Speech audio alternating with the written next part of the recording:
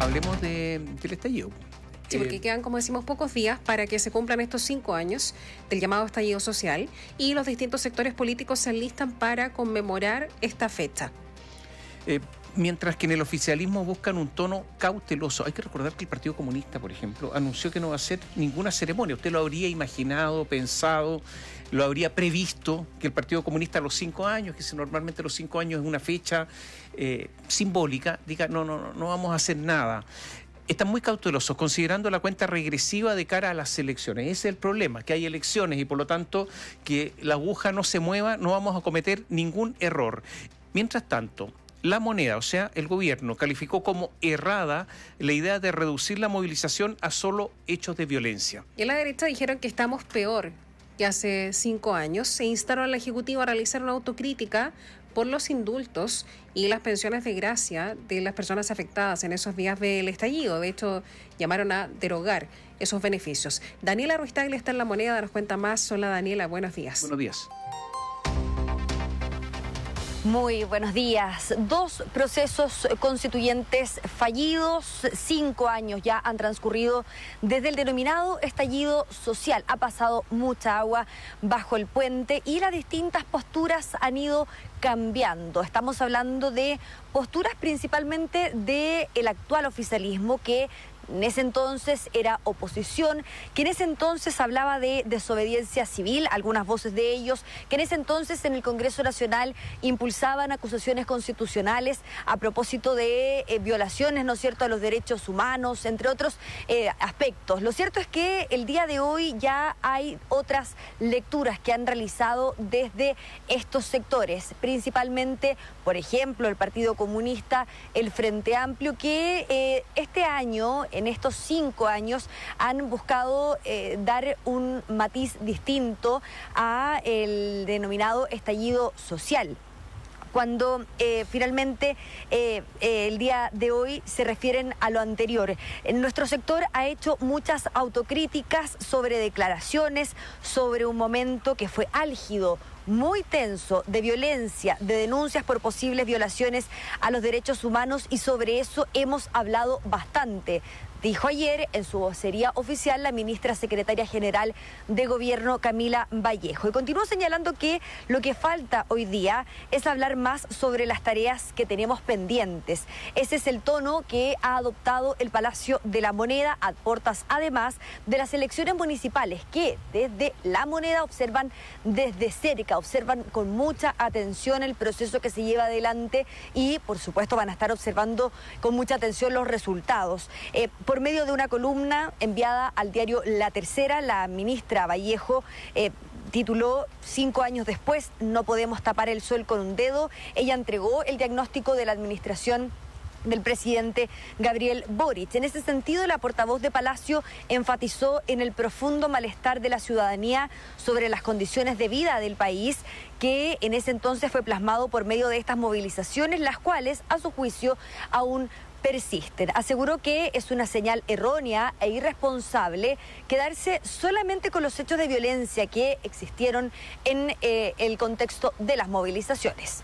Se puede condenar transversalmente, como lo hemos hecho, la violencia, al mismo tiempo que rescatar las demandas, fruto del malestar subyacente que hizo que estos hechos se produjeran, es decir, la movilización. Y todos tenemos que ser capaces de reconocer, como en su momento se hizo también transversalmente, incluso en la oposición, que hay todavía demandas pendientes en torno a ese malestar. Porque si solo seguimos hablando de los hechos de violencia, estamos tratando de tapar el sol con un dedo.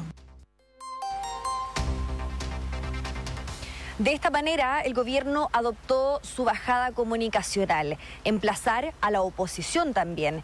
Acá lo que ha señalado la secretaria de Estado es: también queremos ver ¿qué se ha aprendido del otro lado?, dice ella, porque aquellos que valoraban la movilización pacífica y decían que había que renunciar a ciertos privilegios, hoy parecen desconocer sus propias palabras en ese momento, dijo el día de ayer la vocera de gobierno. Las actuales mediciones muestran que la ciudadanía le ha ido quitando piso a las manifestaciones del denominado estallido social. Si en el año 2020, según Pulso Ciudadano, casi el 62% de la población considera consideraba como positivo para Chile el desarrollo de este hito a casi 5 años del 18 de octubre del año 2019, el panorama dio un giro y ahora, según el otro sondeo realizado por la misma consultora, un 61% cree que el estallido social fue negativo para el país. Así, más del 50% cree que las demandas sociales emanadas de las manifestaciones no fueron solucionadas.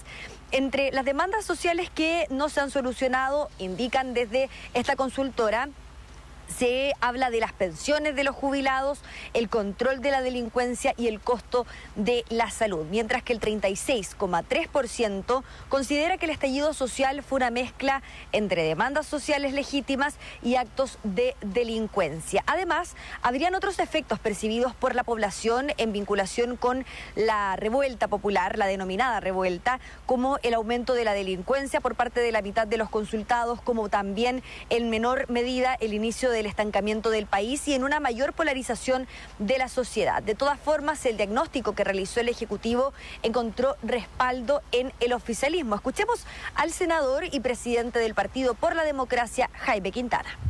Hay algunas miradas que yo he escuchado que son bastante reduccionistas de lo que ocurrió el 2019, fundamentalmente radicándolo en un tema de violencia que sin duda existió, pero también eso es desconocer movilizaciones muy pacíficas que se dieron en torno a esos episodios. Y también hay un intento en esa mirada reduccionista de no querer hacerse cargo de temas muy sentidos por la ciudadanía. Quienes fueron más allá en el oficialismo enfatizaron en la necesidad de dar solución a las demandas ciudadanas para así evitar, dicen algunos, un nuevo estallido social. El senador del Frente Amplio, Juan Ignacio Latorre, indicó que ignorar las deudas sociales podría perpetuar la crisis de legitimidad en las instituciones. Y los recientes informes, por ejemplo el del Programa Naciones Unidas para el Desarrollo, en términos de que la sociedad chilena sigue esperando cambios estructurales en materia social con gradualidad y no promover el status quo. Por tanto, si no los abordamos de manera seria, de manera consistente, con responsabilidad, buscando los acuerdos necesarios para avanzar, estamos generando un caldo cultivo para futuros ciclos de movilizaciones sociales. Bueno, eso con respecto al oficialismo. ¿Qué dicen desde la contraparte? Desde Chile Vamos, desde el Partido Republicano, lo que han hecho es apelar a la delincuencia. Aquí saluda que el estallido social fue un periodo que dio inicio a la debacle de nuestro país, al menos eso es lo que plantean los parlamentarios del Partido Republicano, y por ello ven con malos ojos el giro que ha dado la percepción sobre la ciudadanía respecto a este periodo. Respecto a lo anterior se refirió el diputado y jefe de la bancada republicana, Luis Sánchez. Porque fue ahí que comenzó a consolidarse el declive de nuestro país, fecha que además nos dejó como legado el peor gobierno de los tiempos recientes. Es hora de enterrar y dejar en el pasado el octubrismo y reconstruir nuestro país para ponerlo al servicio de todos los chilenos.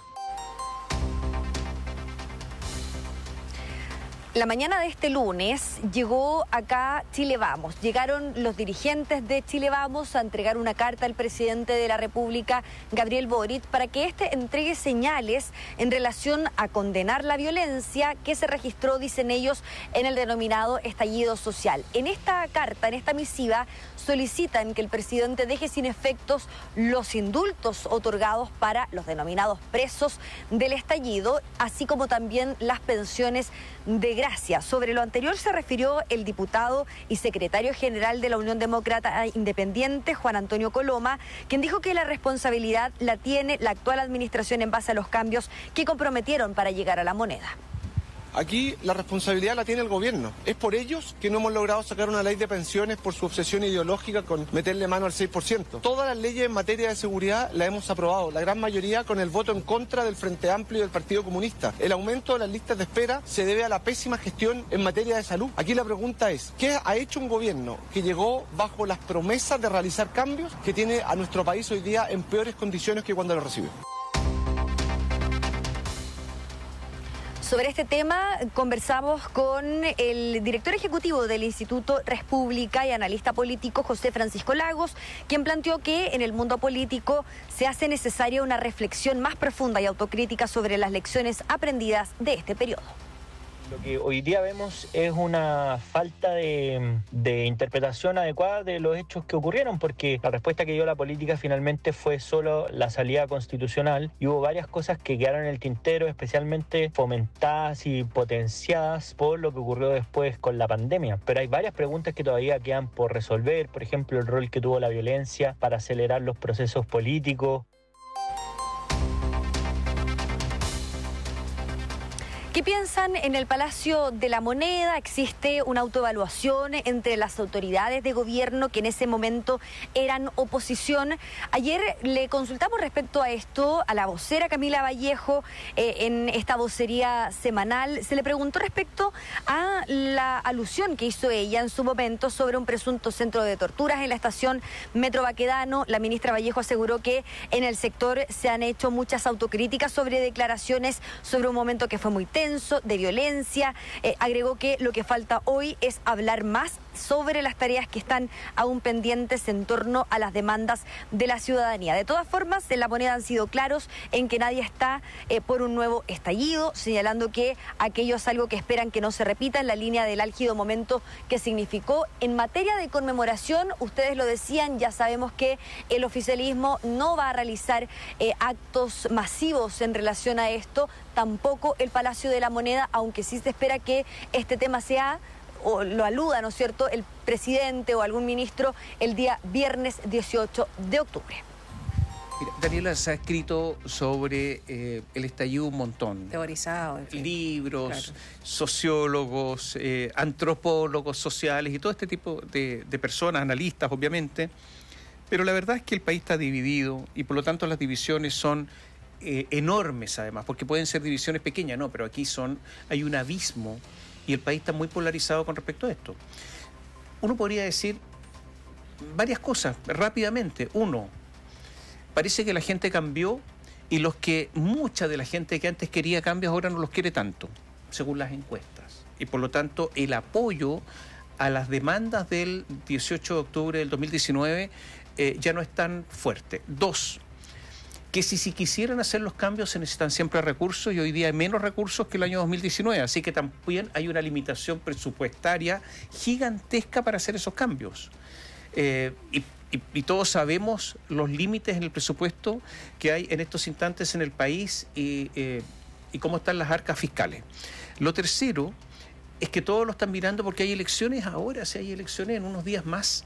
Entonces resulta que todos andan pisando huevos y las cosas que podrían decir si no hubiese elecciones no las dicen, justamente por eso.